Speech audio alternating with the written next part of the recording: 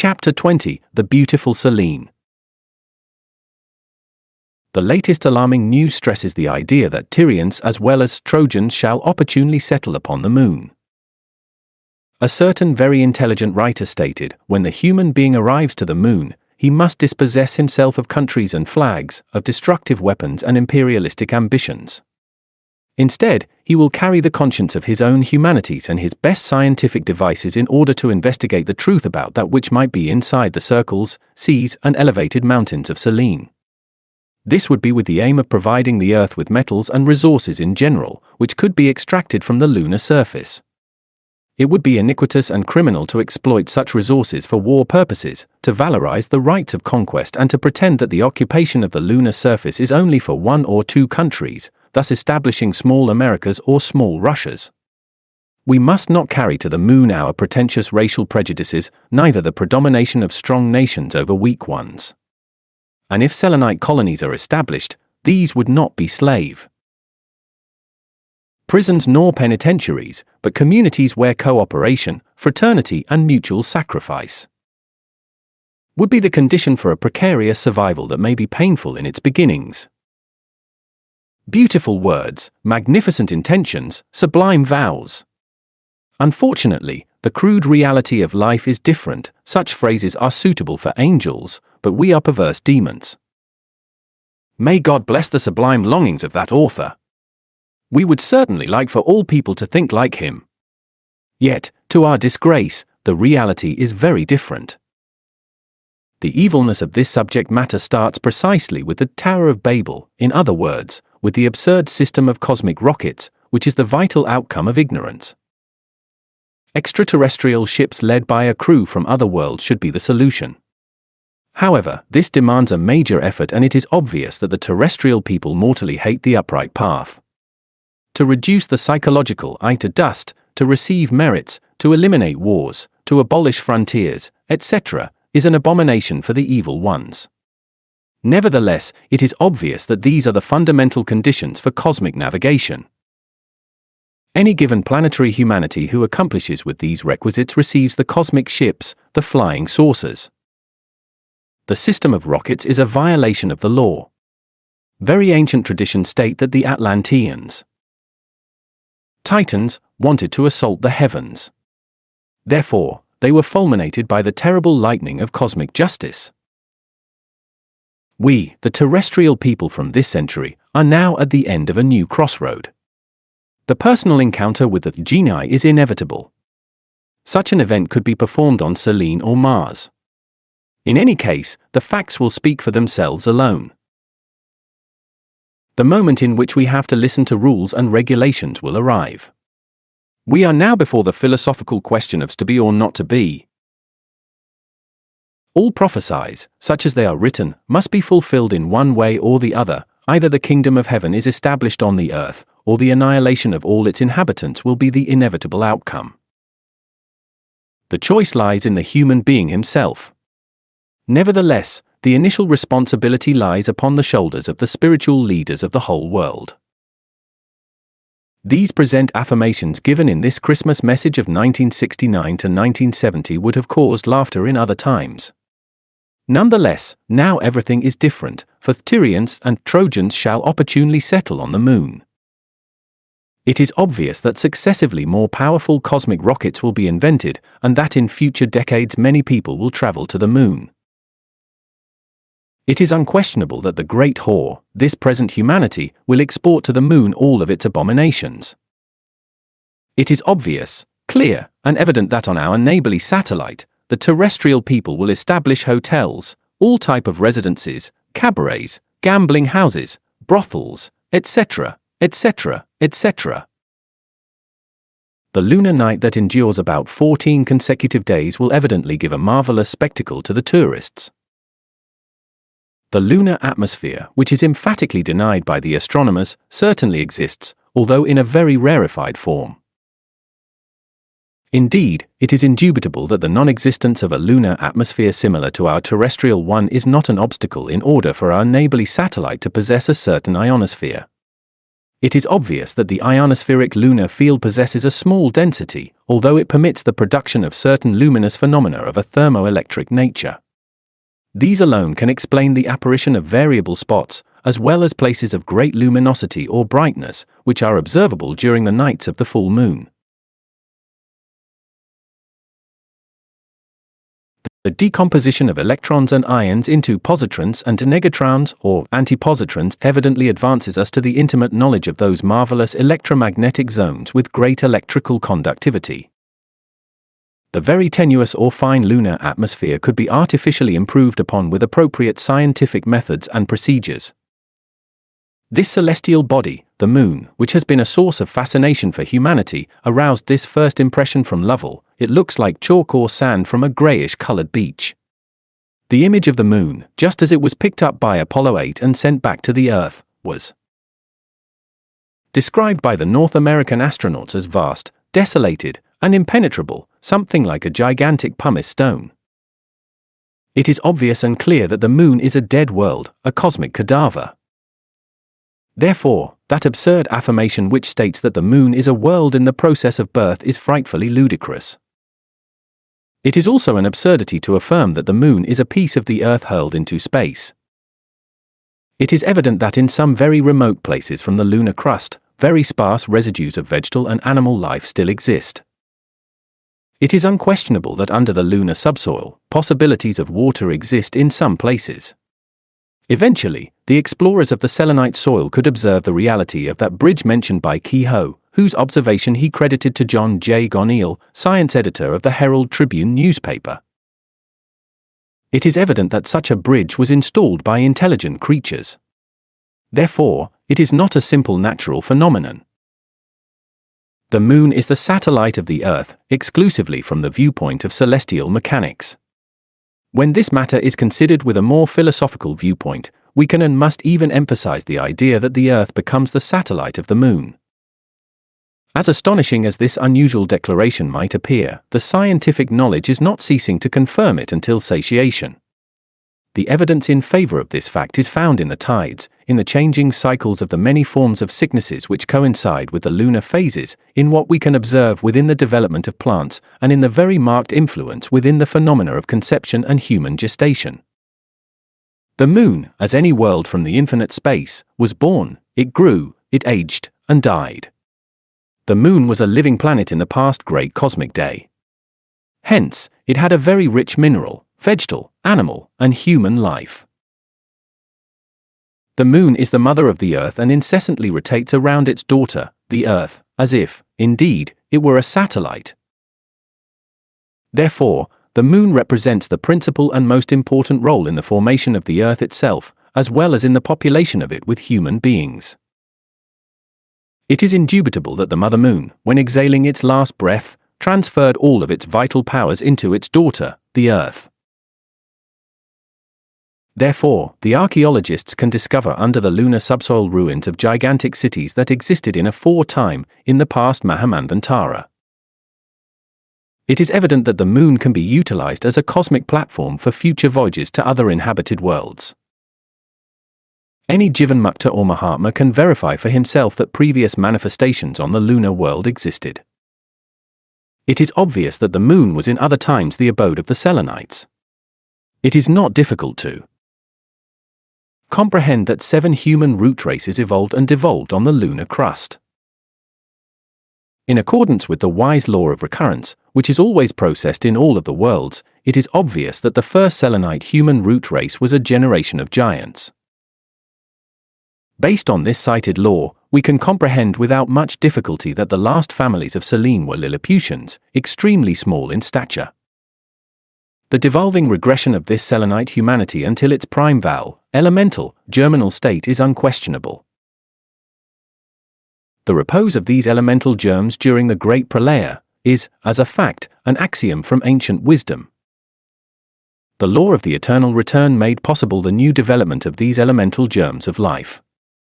The law of recurrence is being repeated here on the planet Earth, with the whole evolving and devolving processes of such lunar germs. Let us not forget that our world is a child of Selene. If everything is repeated, then it is indubitable that the whole history of this terrestrial humanity is just a repetition, through time, of the annals from Selene. In a remote future, this terrestrial humanity will return to its primeval, elemental, germinal state. Then, this earth will become a new moon. Chapter 21, The Black Boar. Opalescences of enchanted and delectable amber, with hyaline fluctuations of a mysterious mirage. Dilution of light like ineffable stars through a perfumed foliage. Blonde lines like lace disappear on the ground, drowned by the uncertainties of the atmosphere that draws them with its feminine capricious clouds, upon the sweet flourishing of Maiolica. Aquatic transparency of spectral enchantment envelops things with a soft cosmic caress. In the mystery of the night, the living room is drowned within a penumbra of marshy vagueness. The columns, the amphory, the cups indeed resemble enormous lacustrine flowers that sleep upon a milky paleness. There exists within this environment something that cannot be defined. Presentments of anguish float in the air. Some withered flowers die upon an alabaster glass. The light of Selene, pale as death, taciturnly enters through the window, pretending to be a shawl of silver. The sepulchral silence is profound and painful. It is like a great heart filled with infinite presentiments.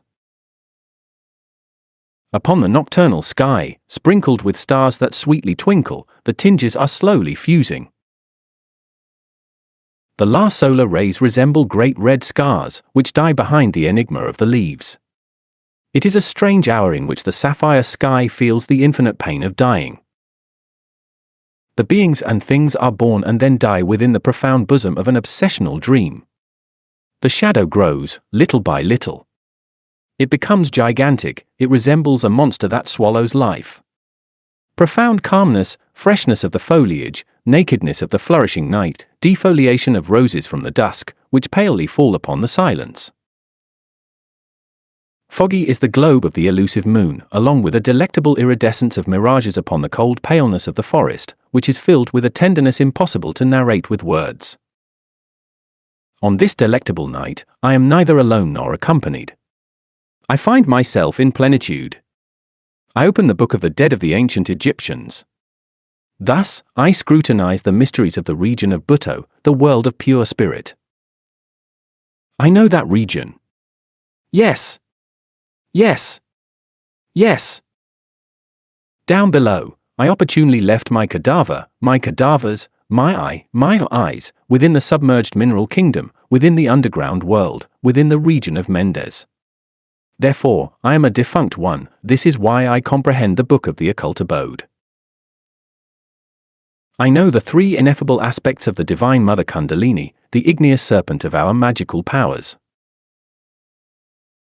I do not ignore, Lady of mine, that you are the unmanifested goddess Shutet and that you shine in the fixed stars. I do not ignore, Queen of mine, that you are the manifested Isis, goddess of the hunters from the region of Bhutto. Indeed, you persecute the red demons of Seth, our devil Isis. You entrap them and eliminate them. I know, Mother of mine, your third aspect. Hail, Hecate, Proserpine, Coatlicue, Queen of Hell and Death. Do ye know for what reason the city of Pi hath been given unto Horus, the divine being within the human being? I, even I, know it though ye know it not. Behold, Ra, the solar Logos, gave the city to him, the being of every human being, in return for the injury to his eye, the third eye between the middle brow, for which cause Ra said to Horus, Let me see what is coming to pass in thine eye, and forthwith he looked thereat. Then, Ra said to Horus, Look at that black pig, the ego, and he, the being, the innermost, looked, and straightway an injury was done unto his eye, that is to say, a mighty storm took place therein. Then said Horus unto Ra, Verily, my eye seems as if it were an eye upon which Suti, Seth, in pig form, had inflicted a blow, clairvoyance, the sixth sense, destroyed because of the animal passions. This black boar, the Mai, inspires nothing from Horus, the being, but repugnance. Only with the death of this black boar will the eye of Horus again shine upon the forehead of the human being. Valley of Samsara, obscure night, marvelous solitude, is where my people await this 1969 to 1970 Christmas message. Profound Valley, Night of the Serpent, while falling in love with your silence, I suffer a lot when remembering that, around there, in the world, many people exist who adore this black boar. Could perhaps the red demons of Seth reach perfection? The black boar perfecting himself through a sort of evolution? My God, what a horror! What ignorance! Poor people! Satan evolving? What a stupidity! What an absurdity! Mephistopheles perfecting himself? The devil performing mass? The black boar must die. Horus abhors him. This boar is an abomination for Ra. Indeed, the only fate for Seth and his red demons is death. How deep were my own reflections on that night of mystery. Thus, the hours passed. The dawn began. Upon the deepest blue of the lake, the vague profile of the clouds feigned snowy fleeces. Finally, the day began to come into view with an indecisive light, like a caress of the moon over the ash of a newly burned mount for the sowing. Then, the sun shone as a torch of my word, nuptial candle replete with exquisite perfumes. It is a radiant morning, where the soar of tender doves are mixed with the fall of the dew that descends upon the earth as an odoriferous balm. A mysterious melody sounds around the sites that are enveloped by an ineffable light, and scatters itself throughout the vast space, as a delectable fragrance, as the breath of the soul when around the sea. All of these within diffuse clarity, filled with musical shuddering, seem prepared to listen to the miracle of the word, the divine enunciation of the word. Chapter 22, Mortality and Immortality. Ineffable, mystic rose from the profound valley of the spirit. Immortal mother of my heart, hearken unto me. Light of my eyes, rose of my orchard, east from the horizon of my life, prudent as the Hebraic Abigail and amiable like Ruth, have pity on me. Blooming Huri with a flushed color and blue eyes filled with love, bountiful beauty, mother of mine. Delicate and fresh flower from the fertile continent of my soul. Embalmed jasmine from a fruit-flowering garden of Ionia, a cultivated garden with greenness from Erin, without mist from Caledonia. I learned how to love because of thee. Indeed, I am nothing without thee. Divine Princess Kundalini, adorable serpent. Thou taught to me the secret of the abyss. Thus, I descended into the underground world inquiring, investigating, searching. So, without thee, O adorable mother, I could have never discovered the gate of mystery where Dante found these dreadful words written thereon. Through me you pass into the city of woe, through me you pass into eternal pain, through me among the people lost for aye. Justice the founder of my fabric moved, to rear me was the task of power divine, supremest wisdom, and primeval love. Before me things create were none, save things eternal, and eternal I endure. All hope abandon, ye who enter here. I knew the gate for the impassive souls and the way across the Akron. I navigated the boat of Karen across to the opposite shore. I passed through the damned portals of the city of Dis. I know the profound gulfs which gird such a desolated land. Woeful is the one who succumbs before the horrifying horrors of the three furies. Hence, I saw many fallen colossi devolving within the submerged mineral kingdom. I saw muses, once with flushed faces, now becoming pale and sinister. I found the glorious tumult and the Bacchants always assisting in order to adorn with their pardalidas. I saw the Bacchae withering themselves on the bronzed forehead of the abysmal, lubricious Sileni. Thus, the ivies of flowering Thyrsis are dried as shriveled hay. The insolent consuls from Rome were disobediently assisting with the burial because their intolerable pride was not yet subdued by the immortal yoke of the gospel. Behind came the lustful courtesans of Latium, the Bohemian and degenerated bards, the learned, hypocritical, and perverse religious crowds, and the materialistic swine-like enemies of the Eternal One. Thus, because of the brilliant flash of the axe swung against them, the wretched mortals by the inexorable Parker, the sublime messenger in transit, whom they cannot see, they cannot understand any voice that spiritually speaks to them. Behold there, the famous Empress Semiramis striving to quench the thirst of her lust. Look, farther yon lays Capaneus, the elder from Crete, writhing in proud scorn. He of the 7 kings was one who girt Thebes with siege. He held and still seems to hold God in disdain. Continuing in this inexhaustible procession is Nessus, he who for the fair Deianira died and wrought himself revenge for his own fate, as well as Chiron the centaur, the old tutor of Achilles and Pholus, prone to wrath. Oh! How many crimes, God of mine! When would I finish counting them? In which book would these ones fit? Black river of lost humanity, devolving through time, falling backwards, towards the past.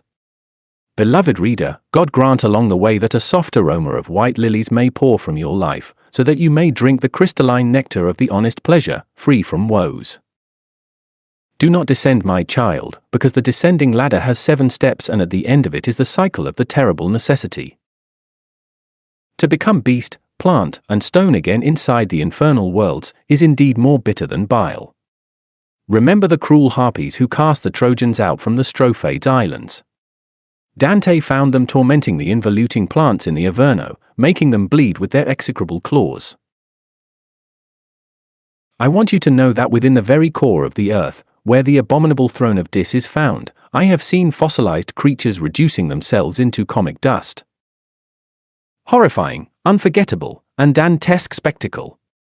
Harlots, whores, frightfully fornicating on their filthy beds, strumpets, courtesans, prostitutes, slowly disintegrating themselves, losing, little by little, their legs, etc.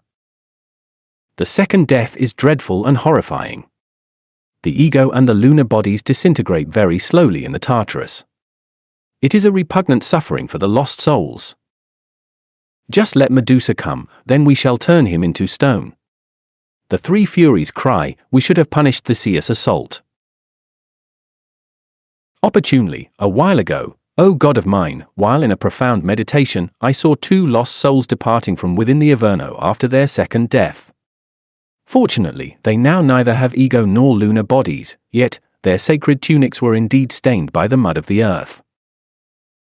The wretched creatures were weeping while remembering their painful journey through the underground of the terrestrial crust. By now, these souls live again as playful, happy gnomes under the tender sight of our Lord the Sun. In some future eternity, they will enter again into the elemental paradises of the plants. In a very remote future, they could have the joy of reincorporating themselves again into an animal organism, in order to fly as eagles or walk within the profound forests of nature, or in order to swim as the fish within the deep abysses of the waters. It is obvious that after many billions or trillions of years, those souls will reconquer the human state that in aforetime they lost. And if disgracefully they again come to fall? Woe! Woe! Woe! How painful is the cycle of the terrible necessity! Draw near unto me, you who know the word filled with grace, majesty and elegance, which as Gongora yesterday was polished by Dario, purified by Icosa and subtilized by Nervo. Draw near and you will see recondite esoteric flows of profound faith and virile bravery, latent in the rocks, in the air, in the waters, and in the fire. Woe unto you, intellectual animals who populate the face of the earth! Wretched souls with egoic consciousness, dressed with lunar clothes. Your implacable quench uselessly plots mad attacks, scorning the heavens. You have yet to conquer immortality.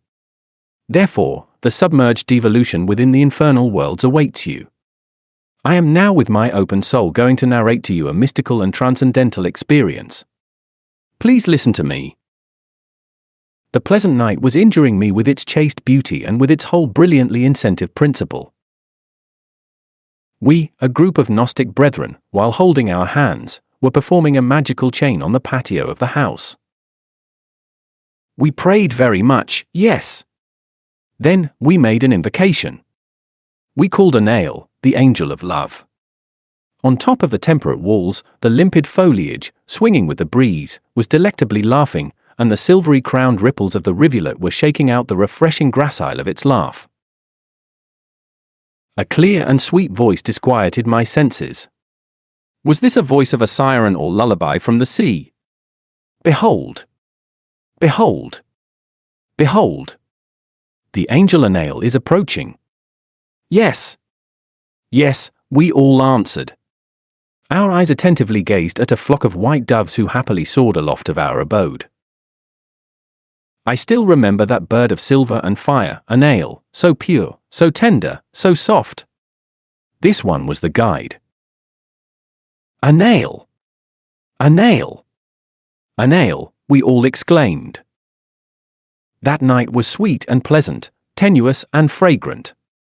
It had the taste of the roses. A pause came after so many joyful shouts. We waited. We sighed. Those sublime birds disappeared within the mystery, and then 3 leisurely, rhythmic knocks solemnly resounded on the door of the house. I, myself, opened it impetuously. There they are. They are the ones. They have arrived. This is what we, all the brethren from that group, exclaimed. We all went out to welcome the group of beautiful, heavenly, and terribly divine children. They were carrying flowers in their hands.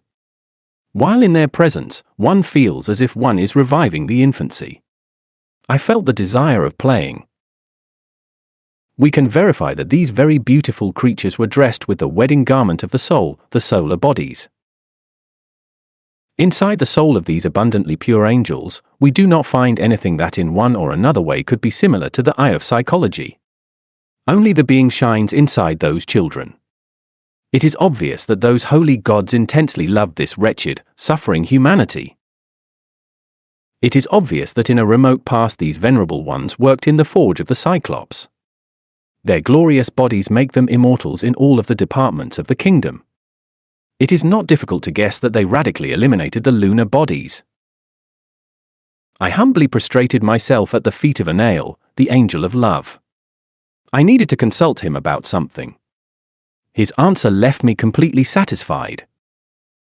Many years have passed now, and I still continue meditating. It is impossible to forget all of this. Now, by researching my old chronicles with the constancy of a clergyman in a cell, I write so that others can read. We, the brethren of that group, still remember the presence of those ineffable beings, their enchanting voices, their majestic countenance. The light from the pure spirit touched our temples. It hit our backs with a resplendence that was truncated into lights and shadows, moving as a dance, with quietude in its sculpture and with the timid violence of the air seeming as clouds, treasures, and joy entwining the head of hair.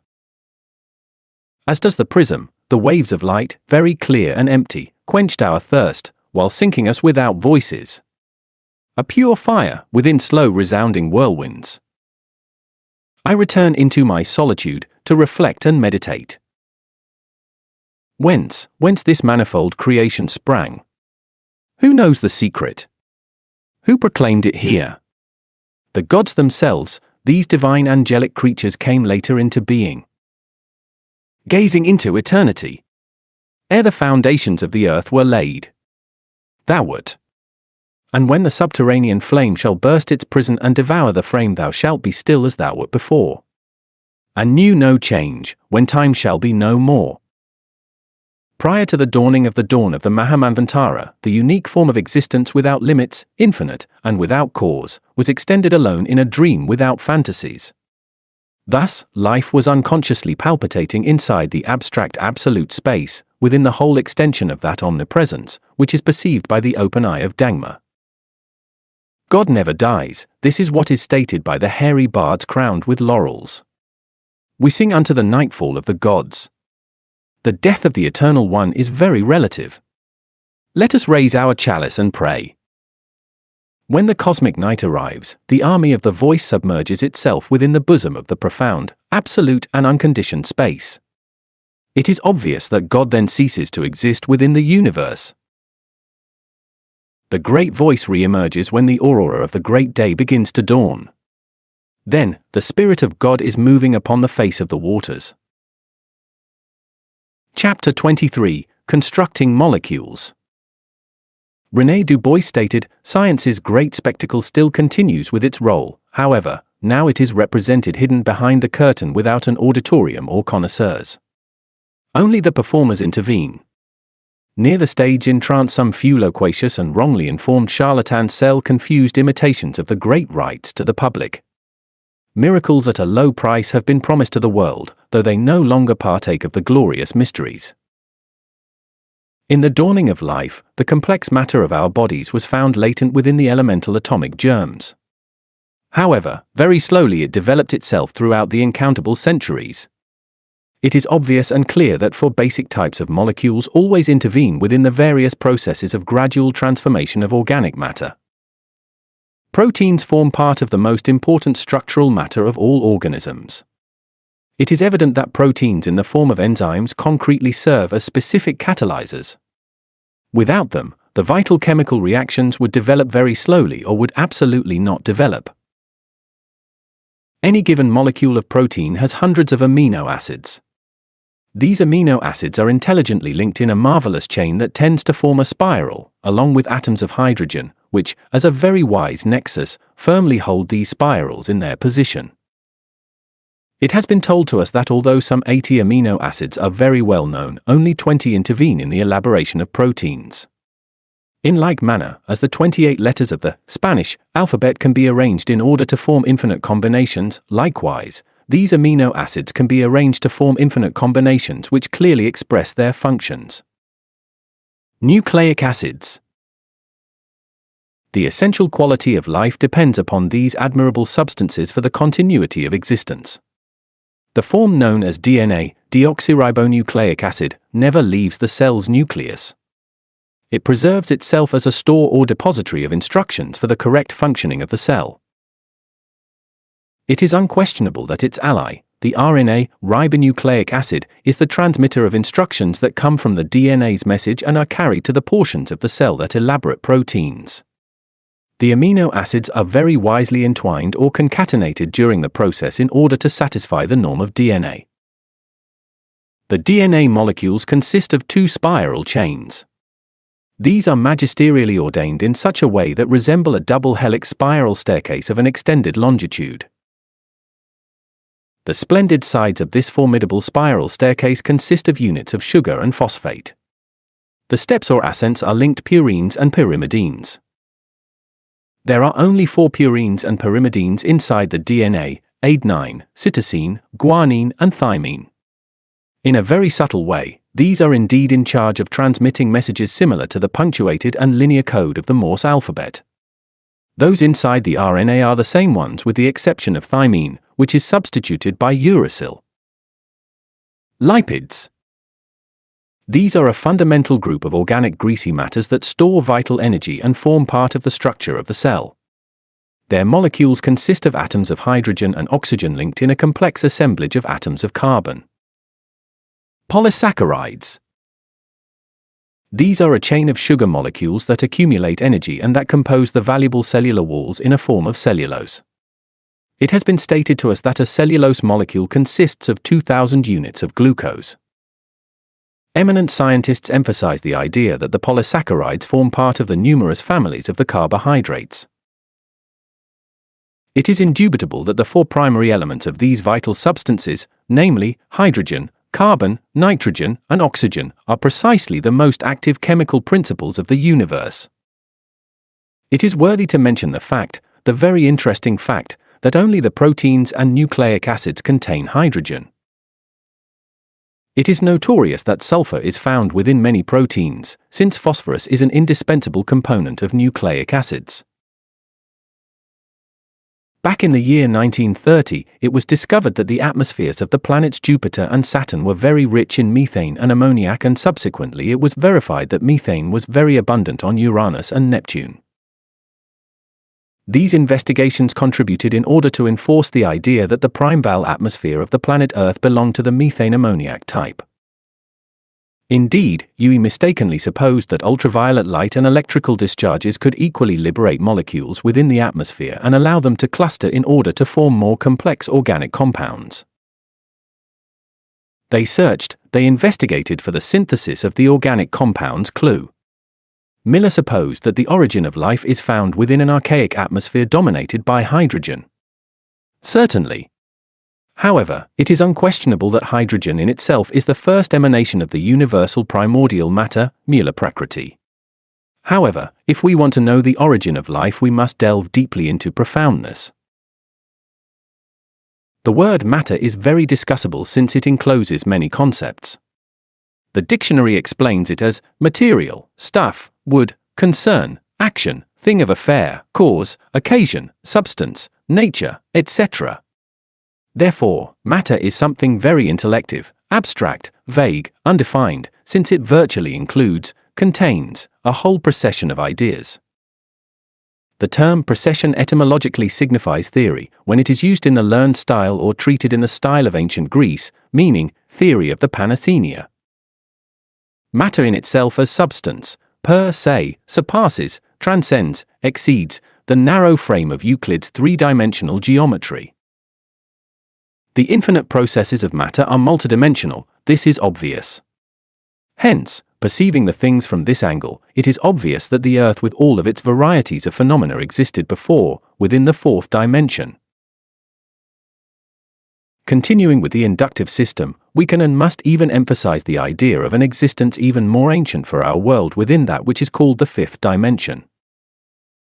The Jivanmukta, the adept or authentic Mahatma, by means of the open eye of Dhamma, goes even further. He discovers traces of our world within the sixth and seventh dimensions.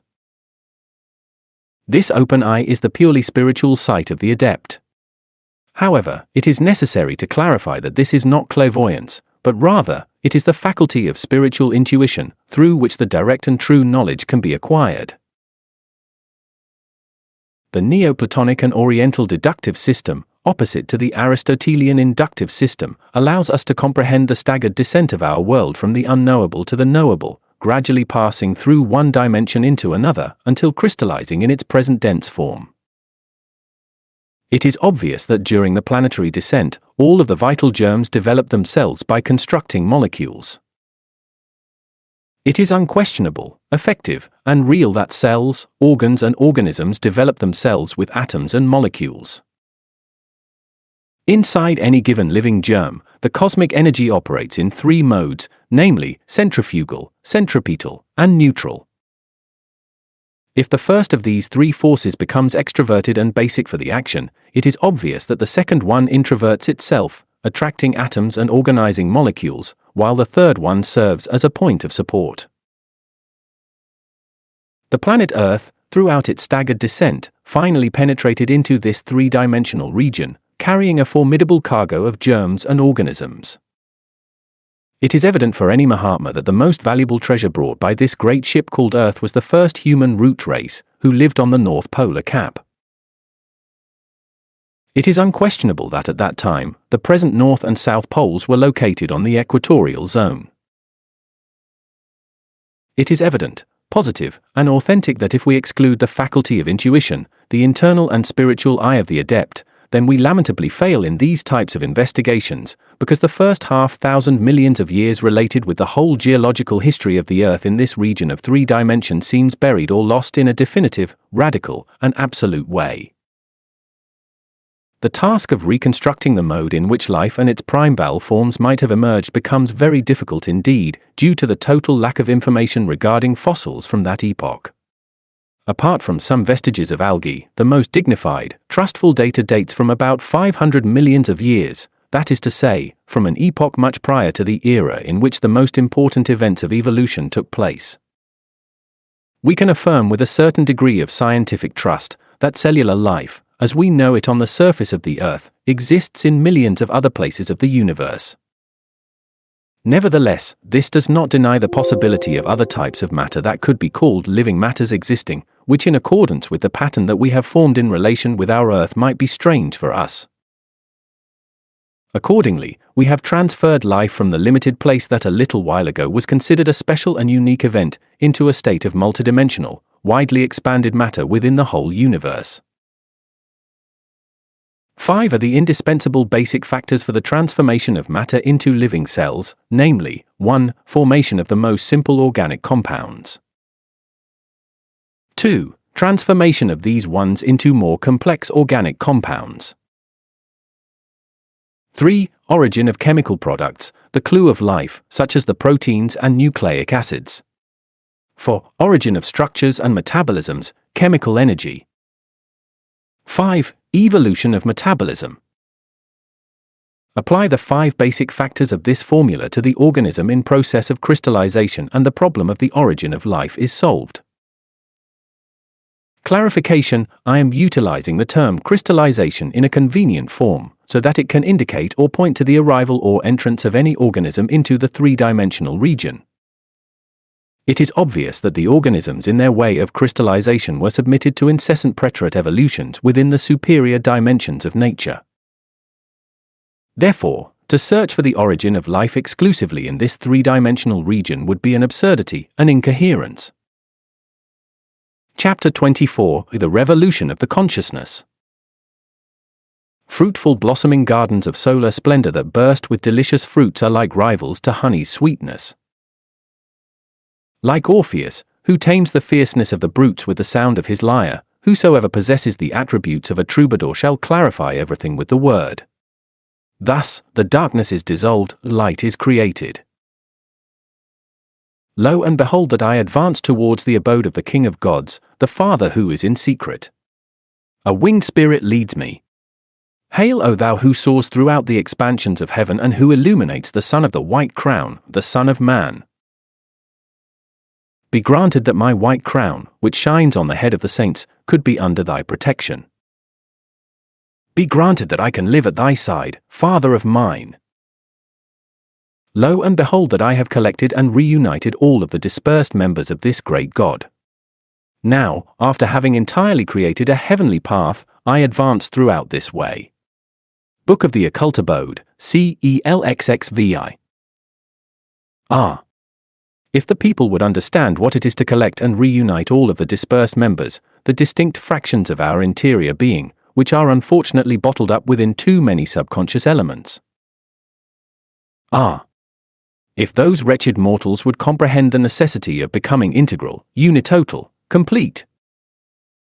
If indeed they would resolve to die from moment to moment, then, indeed, they would radically cease to exist in order to definitively be. In the sunny country of Kem, during the dynasty of the pharaoh Khephren, I comprehended the necessity of returning into the upright path, the necessity of shaping my own heavenly path. Strait is the gate, and narrow is the way, which leadeth unto light, and few there be that find it. Matthew 7 verse 13. One man among thousands strives for perfection, among the few who strive for perfection perhaps one is successful, and among the perfect ones a rare one knows me perfectly. Bhagavad Gita c. 7:3. Of 1,000 who seek me, one finds me, of 1,000 who find me, one follows me, of the 1,000 who follow me, one is mine. The gods and those few ones who in the world have become human know very well that the crowds always move themselves inside the circle of the terrible necessity. Read chapter 22 of this book. When recapitulating mysteries in the sacred land of the boisterous Nile, I was able to remember frightful difficulties. The path of the razor's edge is filled with dangers from within and without. The path of the revolution of the consciousness severs itself from the ways of the evolution and devolution. Jesus, the great Kabir, stated, "Whosoever will come after me, let him deny himself, and take up his cross and follow me." Mark 8 verse 34. These are the 3 factors for the inner revolution. The dogma of evolution is reactionary. Therefore, let us talk about mystical insurrection. After having suffered too much, I, an ancient Tibetan Lama, was initiated into the Egyptian mysteries. What grief the death of my brother caused me. That was something decisive for me. Poor little boat of mine, broken between reefs, without sails, without rum, and alone among the waves. Fortunately, I was assisted and I studied a lot. I entered into the priesthood college as any neophyte, and after successive exaltations I became a hierophant. That I became both a physician and a priest at one time? This is something that I cannot deny. I was traveling daily on my camel, carrying a lot of remedies for my patients, a noble Galenic mission. To forget my haven in that sacred land of Hermes is impossible. It was an ancient, ancestral house surrounded by very old walls. Light Lantes, as always, was my priestess spouse. She does not ignore this, she still remembers. I have the high honor of having been the educator of the pharaoh Khephren. I was the preceptor of that young man, and I do not regret it, since later on, he became a great sovereign. I remember terrible things. Those who violated their oath of silence and divulged the great arcanum were condemned to the death penalty. They were beheaded, their hearts were wrenched out, and their ashes were cast into the four winds. The execution was performed on a stony patio surrounded by terrible walls upon which skins of crocodiles and mysterious hieroglyphics were shown. The unutterable secret is hidden within the Sahaja Maithuna, sex yoga, with its lingam yoni and pudenda. The Levantine Egyptian light varies in colors of ineffable vigor, it develops infinite powers within each soul. Spirited light from the hoard of the sacred river, which flows upon the acacia's foliage, is a very sacred symbol of resurrected masters. Light, which is dearest to the fresh rice fields, which perfumes the flower of the lemon tree, is as fertile in festival songs as in the sweet twilight of January. In the profound night of all ages, the words of the priest of Sais are still resounding. Alas, Solan, Solan, my son! The day will come on which men will laugh at our sacred hieroglyphics. They will say that we, the ancient people, were worshipping idols. Chapter 25, Aleya and Paramartha. Aleya is the anima mundi of Plato, the supersoul of Emerson, submitted to incessant periodical changes. Aleya is in itself eternal and immutable, however, it suffers tremendous changes during the Mahamanvantaric manifestation. The Yogacharyas from the Mahayana school state that Aleya is the personification of the illuminating void. It is unquestionable that Aleya is the living foundation of the seven cosmos. When the mind is quiet and in a profound silence, then the soul escapes in order to immerse itself within the great Aleya of the universe. Many years ago, during meditation, I experienced this truth. Unfortunately, in that epoch I had not yet dissolved the pluralized I. Therefore, terror damaged my experience. I definitively felt myself being lost within the void of the Buddhist annihilation, the infinite ocean of incomprehensible light beyond the body, the affections, and the mind. This was a radical oblivion from myself. Thus, the consciousness, freed from its egoic condition, was lost as a drop within the sea. That void seemed to become more profound, a frightful abyss. I ceased to exist. I felt myself becoming worlds, flowers, birds, fish, radiant suns, a humble plant and gigantic tree, an insignificant insect which endures only for a summer afternoon, and a rebel eagle. That ocean of my being continued extending itself even more, the non-personification seemed to become more and more profound. Not even the memory of my human form remained. I was the whole thing and nothingness at one time. One step more and what would become of me? Oh, what a terror! Thus, that ocean of my being continued to frightfully extend itself. So then, what about my beloved individuality? It is obvious that it was also condemned to death. Suddenly, feeling terror, horror, panic, fear. I felt myself withdrawing within myself and I lost the ecstasy. I returned as Aladdin's genie back into the bottle. I entered into time, I remained bottled up within the ego. Wretched Mephistopheles, the unfortunate one, was cowardly trembling. This is how Satan is. It is obvious that the disgraceful one had made me lose my Buddhist satori, the samadhi. Aleya, even being eternal and immutable in its essence, reflects itself within every object of the universe, just as the moon does in the clear and tranquil water. Let us now talk about Paramartha. The Yogacharyas interpret this Sanskrit term at their own whim. Their opinion is that it depends of many others things, paratantra. Everybody is free to think as he wishes. The Madhyamikas emphatically affirm that Paramartha is exclusively limited to Paranishpanna, absolute perfection. It is unquestionable that the Yogacharyas believe and sustain that in this valley of samsara only samvriti satya, relative truth, exists. It is indubitable that the Madhyamikas teach the existence of Paramartha satya, absolute truth. By no means can a Gnostic arhat reach Paramartha, absolute knowledge, if previously he does not identify himself with Paranirvana. It has been very wisely stated to us that Parikalpita and Paratantra are Paramartha's two great enemies. Parikalpita, Kuantag in the Tibetan language, is the vain error of those who are fascinated in this valley of tears, wretched people with egoic consciousness, unfortunate people who adore their I. Paratantra is the phenomenalistic world. Woe to those who do not know how to discover the causes of existence. A relatively long time ago, while being in profound meditation, I was a witness to something unusual. Indeed, I saw with mystical astonishment two adepts who, after having achieved a complete identification with Paranirvana, attained the final liberation. These brethren, attired with their tunics of white linen and their heads covering with a mantle of immaculate whiteness that reached until their feet, entered within the abstract absolute space. Frankly, since I still have not lost my capacity for astonishment, I felt myself amazed, bewildered. Thus, with wonderment, I accompanied them until the ring passed not, the gate of the universe. I saw them penetrate into the uncreated light of the Absolute filled with infinite humbleness and veneration. They passed far beyond the gods and humans. They became Paramartha Satyas. Nevertheless, they submerged themselves within that as simple apprentices. This is because successive mystical exaltations also exist within the Absolute, which are far beyond any comprehension for us. Chapter 26, Birth Control. The gonads of a female are the ovaries, breasts, and the uterus. The gonads of a male are the testicles, the phallus, and the prostate gland.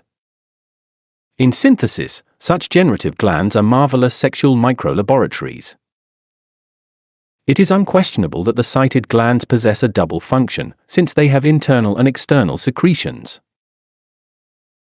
If, indeed, it is true that the ovaries produce the ovum, then it is no less true that the ovaries also have the incretion of a formidable endocrine substance that vitalizes the woman and makes her feminine.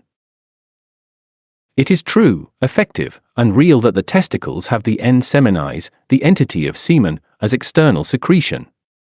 The sperm float within the semen, they factually become the vital germs of existence. The intimate hormonal incretion of the surface of the testicles is the marvelous power that gives energy to the male and is what makes him essentially masculine. The normal male is the one who has normal masculine gonads. The normal female is the one who has normal feminine gonads. The ovaries very wisely regulate the distribution of calcium in the woman. This is already proven. Excessive number of pregnancies due to many circumstances originate the terrible cases of osteomalacia or deformities because of softening and curving of the bones. This is very common in those densely populated countries of the world in which we live. It has been scientifically verified that after several pregnancies, indeed, a progressive loss of the reserves of calcium occurs. Then the bones begin to give away. Any physician can verify that many women suffer disturbances in their teeth during their pregnancy. The testicles regulate the calcium in the male's bones, giving strength and stability to them. Through many years of observation and experience, those who are wise have verified that, as a general rule, the male with very strong bones is sexually very virile. It is now completely proven by means of profound scientific observations that some of the endocrine glands intelligently act as accelerators for the sexual glands and others decrease such an action. Eminent biologists of whom we cannot doubt learned that the thymus gland holds the sexual appetite.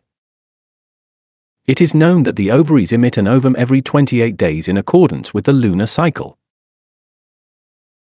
It is evident that such a feminine gamete is collected inside one of the fallopian tubes and is conducted into the uterus, where it has to encounter the masculine germ, sperm, if another life is to begin.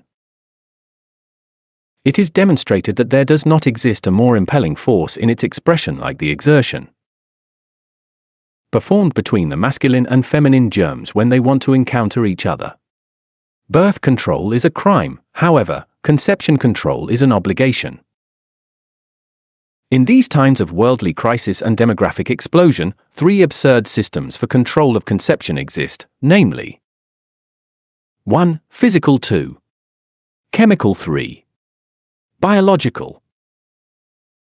Pessaries, membranes, and other intrauterine devices, condoms, etc., are included within the first system.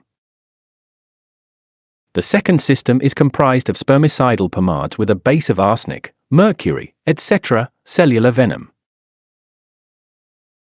Contraceptive pills, fallopian tube ligature or spermatic cord ligature, vasectomy, ovulin 28, anovula 21, retex, etc., are found included in the third system.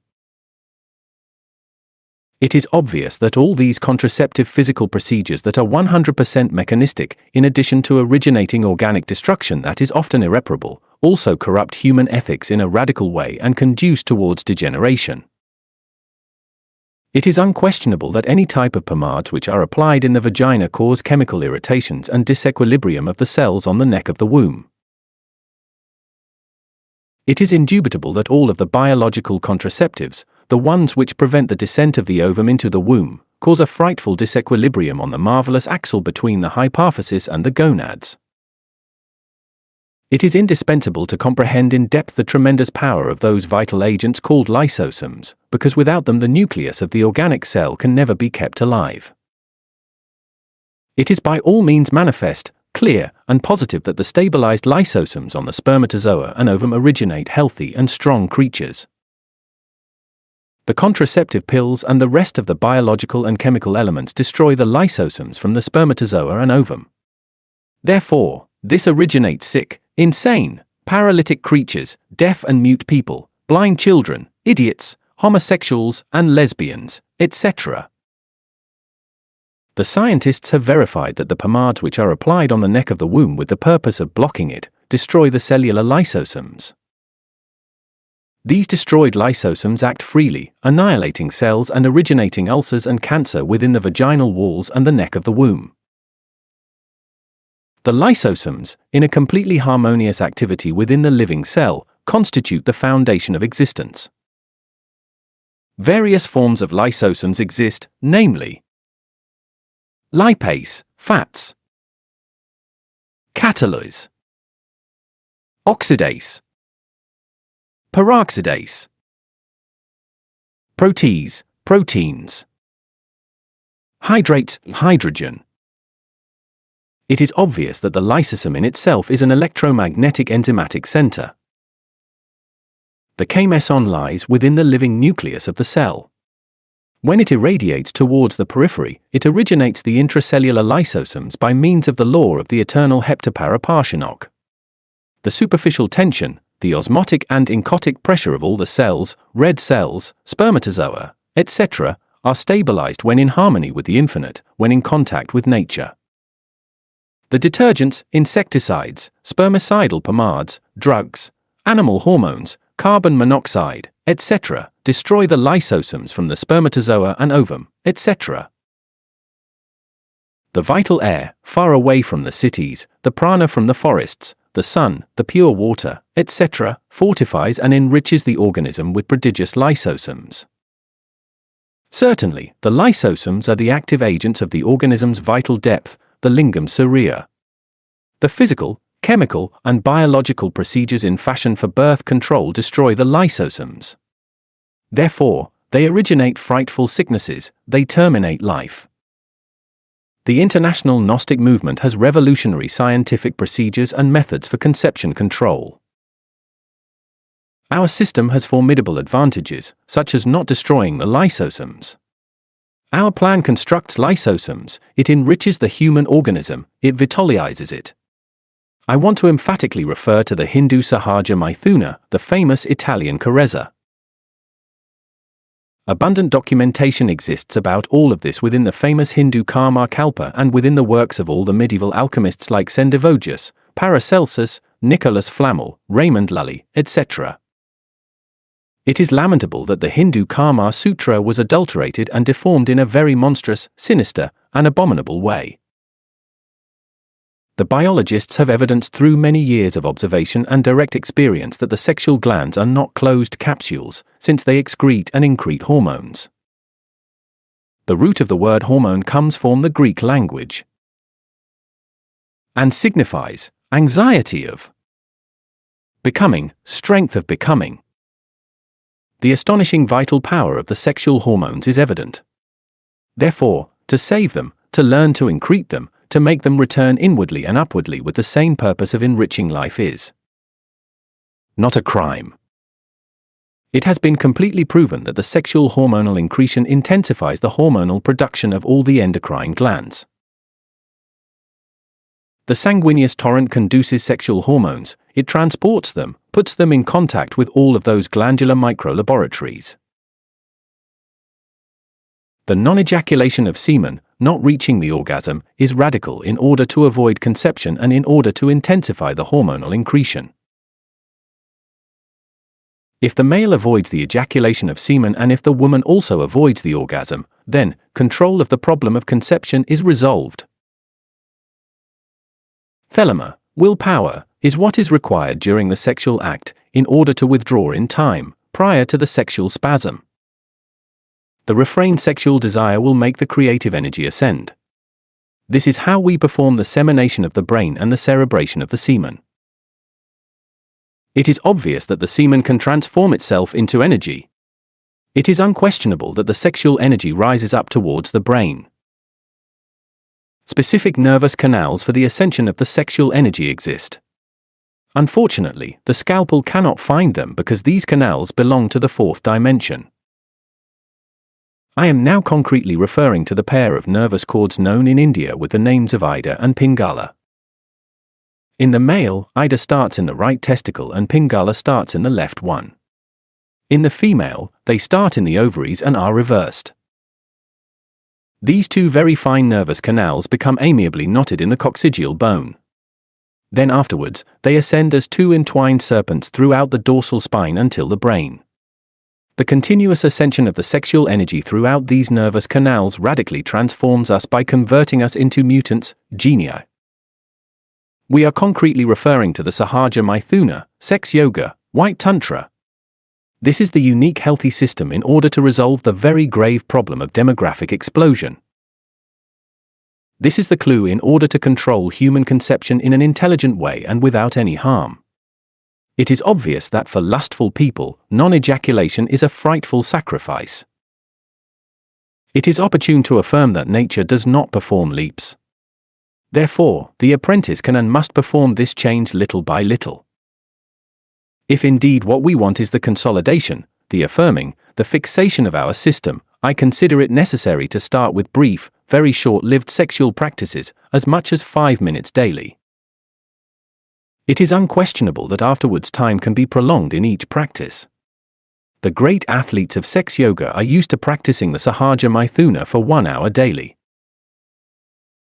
In no way is it advantageous to start with long sexual practices.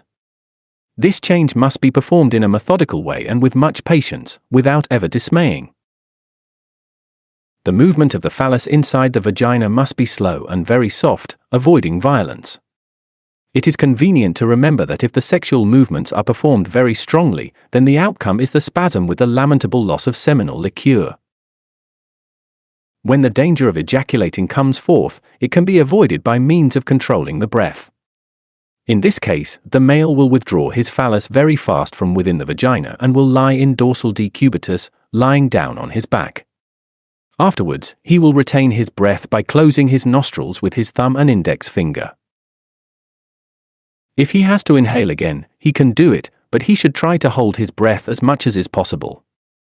In those moments, he must intensely refrain and imagine that his sexual energy ascends throughout the two canals, Ida and Pingala, towards his brain.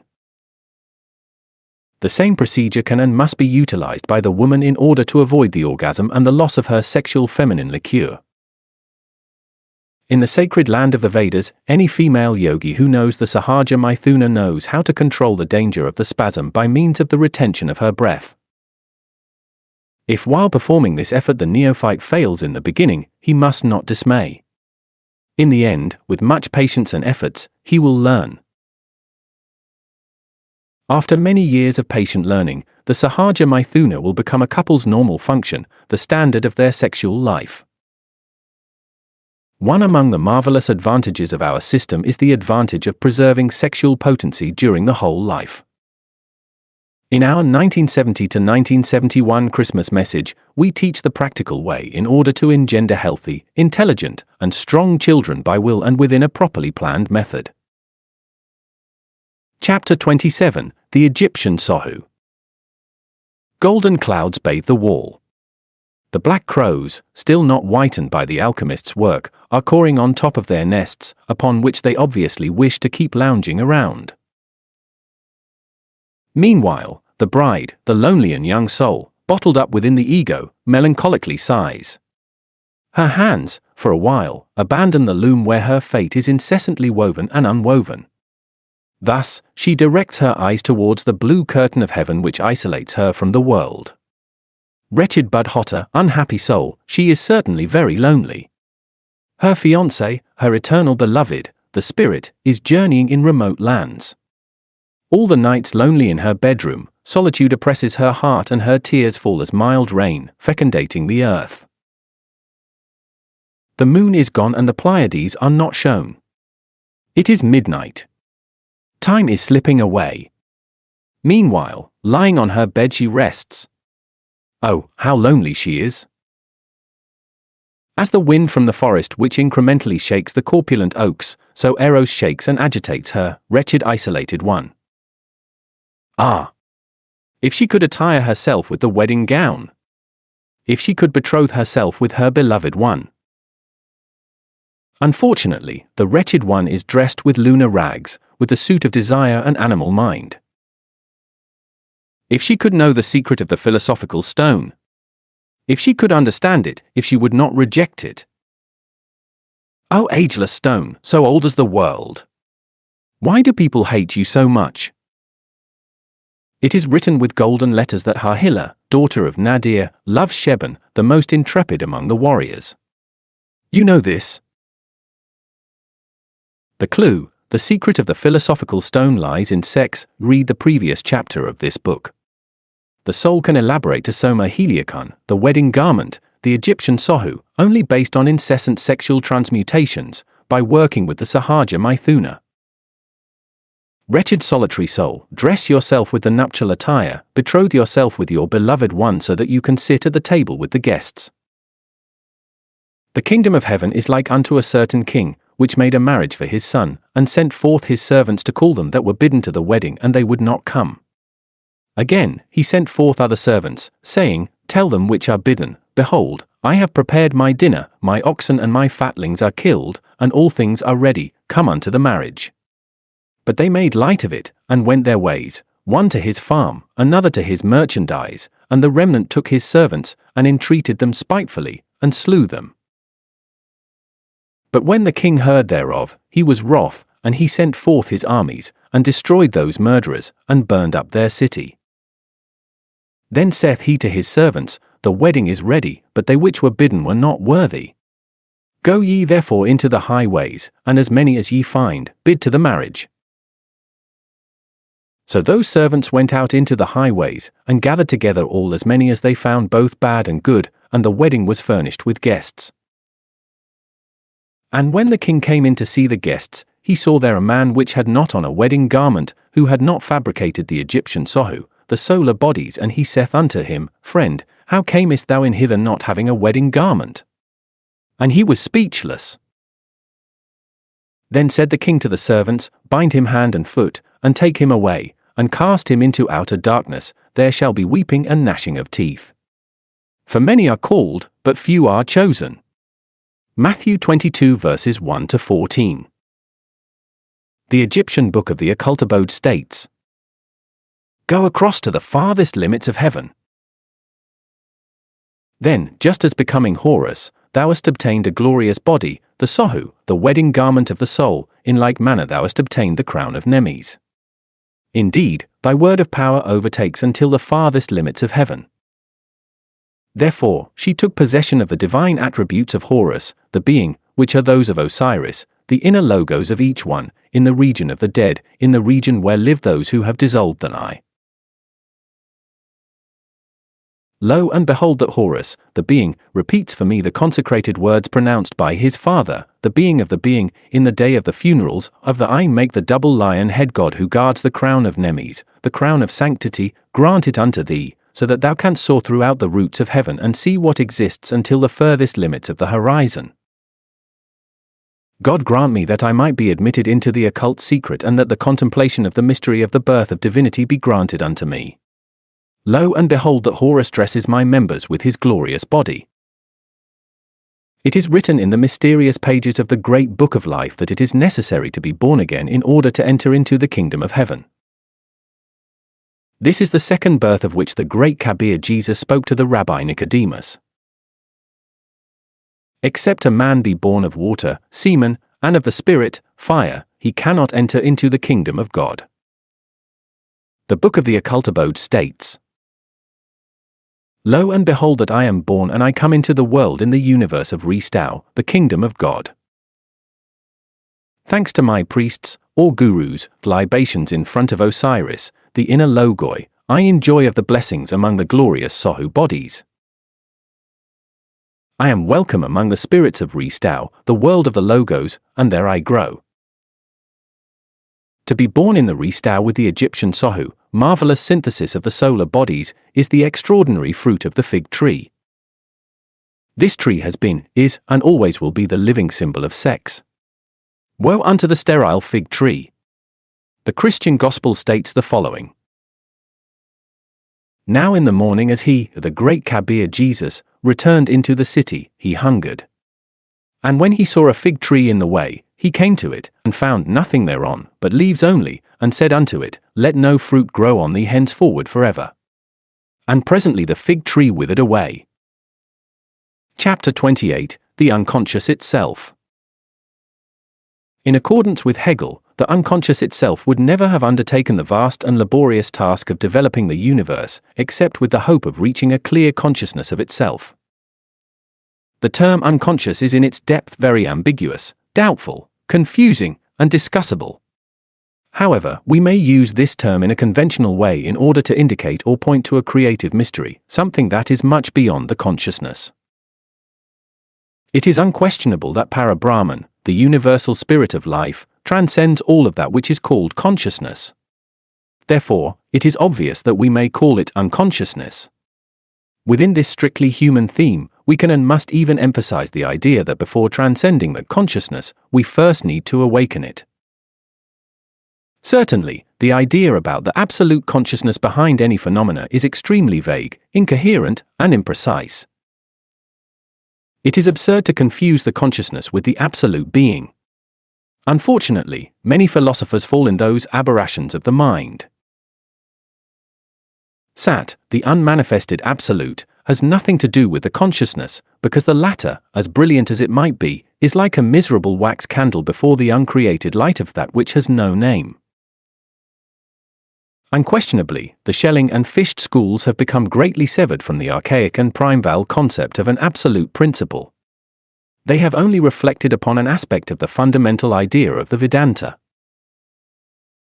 The absolute Geist, vaguely suggested by von Hartmann in his pessimistic philosophy about the unconscious itself, is perhaps, in the least, the major equivalent to the European speculation in regards to the Hindu Advaita doctrines. Nonetheless, it is also very distant from reality when the error is committed of identifying the absolute being with that which is called consciousness. The human biped, or better if we say that homunculi who is mistakenly called human, is incapable of elaborating a single concept, unless that concept is related with completely empirical phenomena. Therefore, due to his strictly intellectual and animal constitution, he is unable to lift even the tip of the veil that covers the majesty of the abstract absolute space. The cosmic consciousness, the greater layer of the universe, must awaken within each human being. Nevertheless, we make emphasis of the necessity of not confusing the consciousness with the absolute. The finite cannot conceive the infinite, neither can its own type of mental experiences be applied to itself. How can it be stated that the unconscious itself and the absolute itself cannot even have one instinctive impulse or hope in order to attain clear consciousness of itself? The necessity of attaining the awakening of the consciousness is indisputable, if what we sincerely want is illumination. Such a superlative awakening, without previously having passed through the terrible Buddhist annihilation, would be impossible.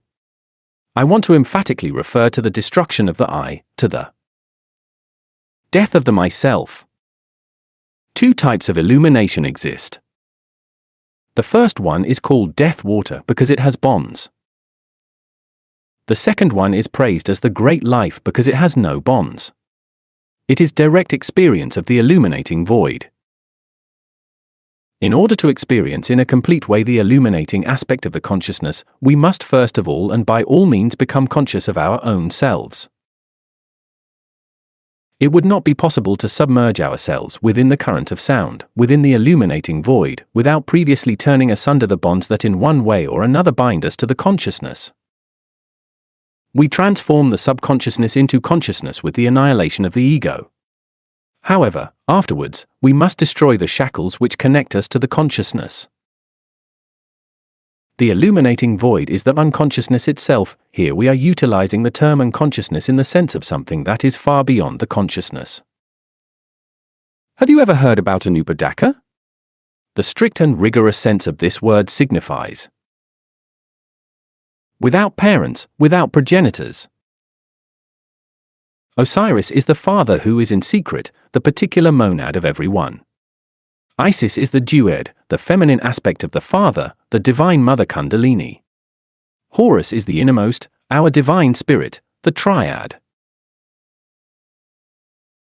It is easy to understand that when Horus becomes victorious in the battles against the red demons, devil ties, then he gives to himself the luxury of swallowing his own soul. The best comes after this banquet.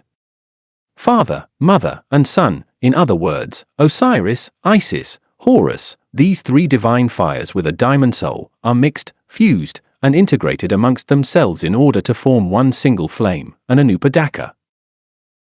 Therefore, the occult Lord, the one who is immersed within the absolute, within the inexhaustible and inconceivable bliss, the anupadaka, cannot have a father, since by himself he is self-existent and one with the universal spirit of life.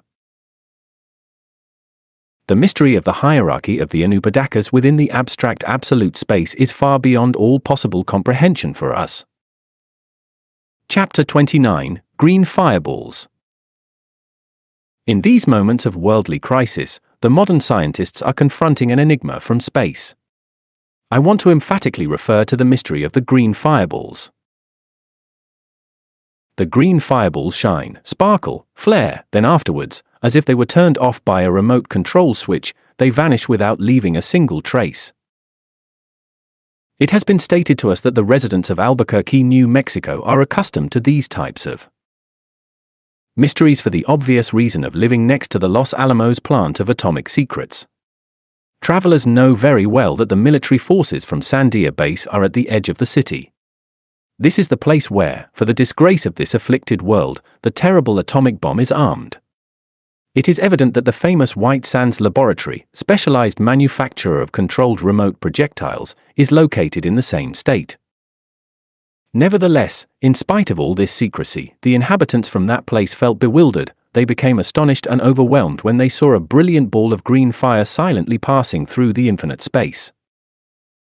Many years ago, on a Sunday night of the past month of November, in some place of the desert which crosses through New Mexico, a mysterious event took place. On a clear night the stars were shining in the sky. Along the road, a jeep was running at 25 miles per hour. This jeep was occupied by 3 students from the University of New Mexico, Ted Chamberlain, student of geology, his friends Gus Armstrong, who was the owner of the jeep, and Tom Babui. It was close to 9 o'clock at night. These young men were coming back from a hunting trip in San Augustine, close to Magdalena. They were carrying their hunted carcass on the back of the jeep. Suddenly, the three of them became dazzled for a second. There, far away in the northeast of the sky, a gigantic ball of fire was burning while swiftly crossing the firmament. Its tail was off-white, yet the ball was of a radiant green color as if it was a light of a neon tube, or as Chamberlain stated, it was like copper when burning inside the furnace of a laboratory. "Look!" Armstrong shouted at the same time that he was losing control of his jeep, which he deviated from its route. As a result, his jeep tumbled and hurled all the occupants onto the sands of the desert. The ball of fire silently vanished over their heads. Minutes later, the three confused young men returned into the jeep and went towards Albuquerque. Something similar happened 2 nights before. Lurtis Miller and his wife from Palo Alto, California, were driving on Road 60, close to Glove, Arizona. Then, a little before nightfall, they saw a bluish-green ball which was burning up above their heads. Mr. Miller stated, "It was so intense that I almost veered from the road, because I became dazzled for a few seconds." A wise author stated, "This was not a common and current meteor. Observers have seen this green fireball in the sky for many miles, from Santa Fe, New Mexico to Vista, California. It is unquestionable and by all means it stands out that the green fireballs are absolutely different from common and current meteors. It is evident, and observers know very well, that these balls are bigger and more luminous than the beautiful Selene, the moon. It is obvious that not a single meteor is like that. Their frightful and delicate silence overwhelms. It is obvious that any meteor of that size will fall with a great noise. All of the witnesses agree that such balls move themselves in a straight line when inside of our atmosphere.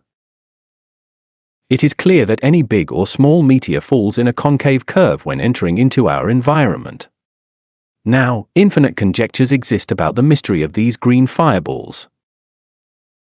Some inhabitants from the west blame the ball for collapsing the water tower from Tucumari, New Mexico, that killed 4 people. This is because the investigations revealed that the fireball passed through in the precise moment when the collapse was occurring, due to a short circuit in the lines. Therefore, we are before a tremendous enigma and frankly we have no other choice but to return again to the panspermia of Arrhenius, read chapter 13. This great green fireball spectacle, which crosses the sky as lightning, is an unforgettable experience. The witnesses, as well as all of those thousands of Americans who have seen these balls in the southeast, question themselves, what is this? The international Gnostic movement answers this formidable question when stating, electric whirlwinds, vortexes of force, escape from all planets, carrying germs of life within their bosom. Electric whirlwinds arrive to planets carrying germs of life within their bosom. It is obvious that now, our solar system, including our afflicted world, has arrived to a certain corner of the cosmos where these electric vortexes, carriers of vital germs, have made themselves visible. Thus, our solar system, in its eternal journey throughout the unalterable infinite, has arrived to a corner of the universe where never expected cosmic events may occur. Chapter 30, Truth Justice. In these moments of worldly crisis, the modern scientists are confronting an enigma from space. I want to emphatically refer to the mystery of the green fireballs. The green fireballs shine, sparkle, flare, then afterwards, as if they were turned off by a remote control switch, they vanish without leaving a single trace. It has been stated to us that the residents of Albuquerque, New Mexico are accustomed to these types of mysteries for the obvious reason of living next to the Los Alamos plant of atomic secrets. Travelers know very well that the military forces from Sandia Base are at the edge of the city. This is the place where, for the disgrace of this afflicted world, the terrible atomic bomb is armed.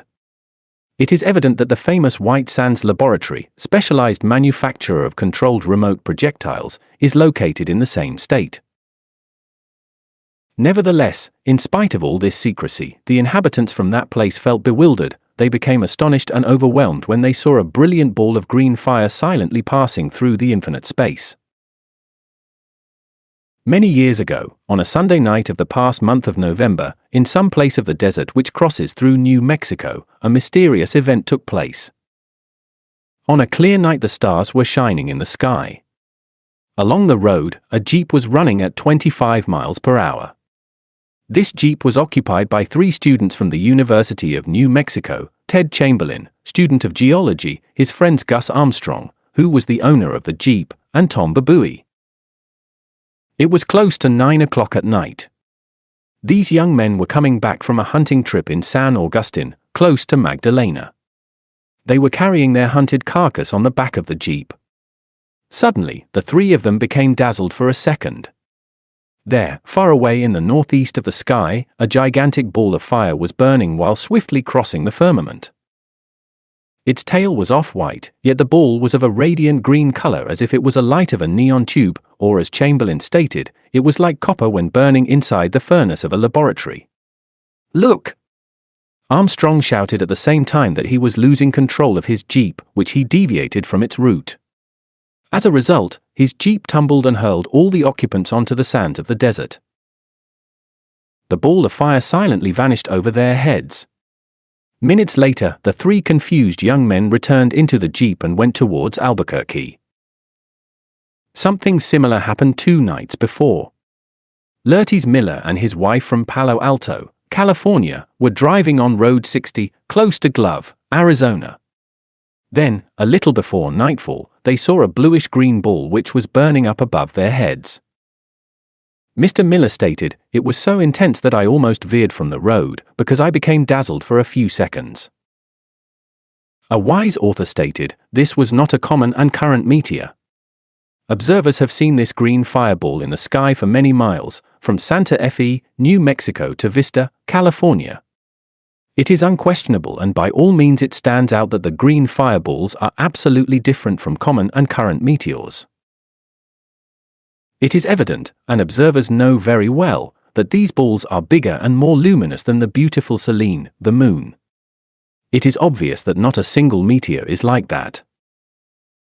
Their frightful and delicate silence overwhelms. It is obvious that any meteor of that size will fall with a great noise. All of the witnesses agree that such balls move themselves in a straight line when inside of our atmosphere. It is clear that any big or small meteor falls in a concave curve when entering into our environment. Now, infinite conjectures exist about the mystery of these green fireballs. Some inhabitants from the west blame the ball for collapsing the water tower from Tucumari, New Mexico, that killed 4 people. This is because the investigations revealed that the fireball passed through in the precise moments when the collapse was occurring, due to a short circuit in the lines. Therefore, we are before a tremendous enigma, and frankly we have no other choice but to return again to the panspermia of Arrhenius, read chapter 13. This great green fireball spectacle, which crosses the sky as lightning, is an unforgettable experience. The witnesses, as well as all of those thousands of Americans who have seen these balls in the southeast, question themselves, what is this? The international Gnostic movement answers this formidable question when stating, electric whirlwinds, vortexes of force, escape from all planets, carrying germs of life within their bosom. Electric whirlwinds arrive to planets carrying germs of life within their bosom. It is obvious that now, our solar system, including our afflicted world, has arrived to a certain corner of the cosmos where these electric vortexes, carriers of vital germs, have made themselves visible. Thus, our solar system, in its eternal journey throughout the unalterable infinite, has arrived to a corner of the universe where never expected cosmic events may occur. During the night of mystery and within my gloomy abode, the terrible obscurity was growing from moment to moment. My lamp was sparkling palely, it was very slowly being agonized, while its livid reflections flowed with sinister clarity.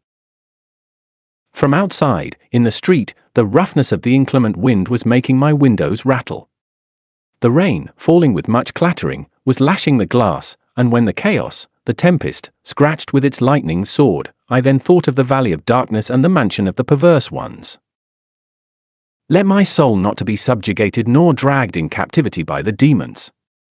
Allow me to turn my face in front of the scaffold of Septu, the scaffold of karma. Praised be ye, O ye planetary spirits from the constellation of the Hips, Libra. The sacred book of the occult abode, crying out from the profound depth of the centuries, states, "This is in regards to you, O divine knives of mysteries. Ye, the two divine arms of the cosmic scale, which illuminate and rejoice the universe and which lead young and old men in accordance with the rhythms of the epochs, behold. Behold, here is Thoth, the inner Buddha of each human being, Lord of mysteries. He precedes the libations in front of the Lord of millions of years, the universal logos of life, and opens for him the way through the firmament. Thoth is the one who immobilizes the hurricanes and who fastens them within their forts. He is certainly the interior Buddha of each living one, the Lord of powers. O ye, divine spirits of karma, remove misery and sufferings from me. Let my soul be pleasing to Ra, God. Hear me, humans and gods. This firmament of steel that I had protected from the world of Amenti, the region of the dead, the demon Apopi, the body of desires of every living one, has filled it with holes, since it is obvious that even the most perverse ones are accustomed to entering into that abode. When will the people stop confusing the authentic astral body with the demon Apopi? When will the pseudo-occultists comprehend that the body of desires cited by Theosophy is the frightful demon Apopi? Common and current people do not have an astral body, they only have a lunar vehicle of desires, the frightful demon Apopi. Let the humans and the dwellers of limbo hear me. Listen then.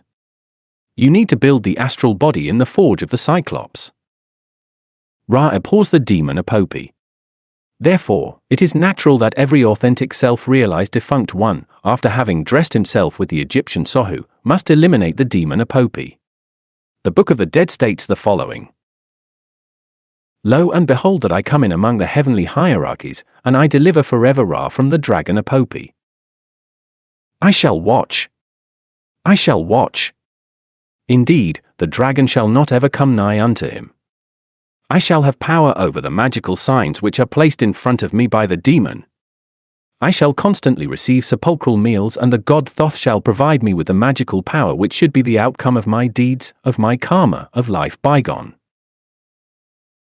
I shall make justice and truth to go around about the bows in the heavenly boat of my life, and I shall triumph among these divine hierarchies, and shall establish them, within my heart, for millions of years. The goddess Mat, Justice, comes unto her Lord and God. You must remember that the functions of karma reside in the brilliant constellation of the hips, Libra. You must tremble in front of the divine knives of the law. Know that karma is paid not only for the evil that is done, but also for the good that could be done, yet is left undone. Remember the cycle of metamorphosis in the boat of Kepra, the ship of our own life. It is unquestionable that at any time it is necessary for you to descend into the infernal worlds, you must transform yourselves time and time again into crocodiles. It is obvious that any mystic exaltation is preceded by its correspondent humiliation. Whosoever wants to ascend must first of all descend. This is the law. It is indubitable that when the consciousness awakens, you transform yourselves into sparrowhawks with a human head. Thus, you can freely fly throughout starry space.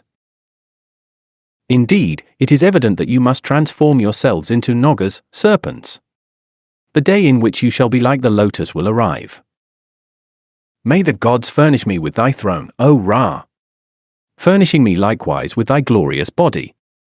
I travelleth over the paths of Ra at daybreak to drive back the demon Nebt, the demon of evil will. He cometh in disguise behind a column of flames, thus on a narrow and long corridor he unexpectedly attacks me.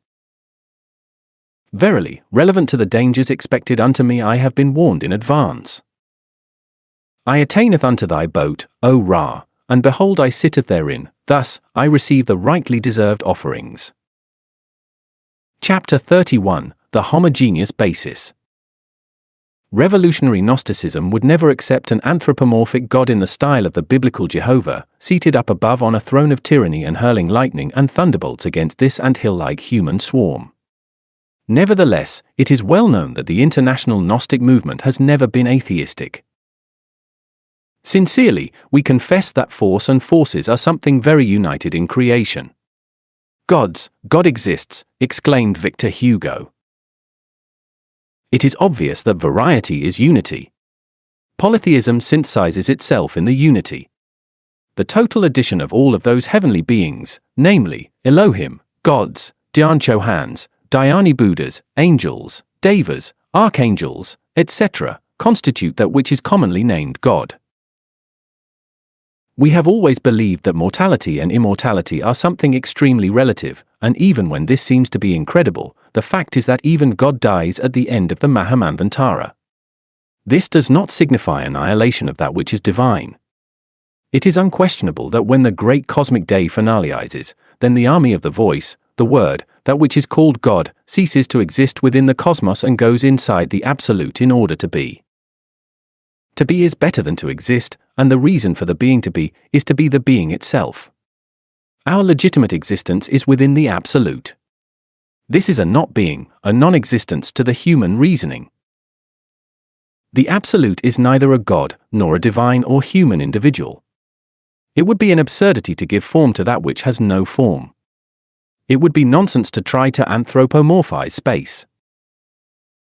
Indeed, the Absolute is the unconditioned and eternal abstract space, very far beyond gods and humans.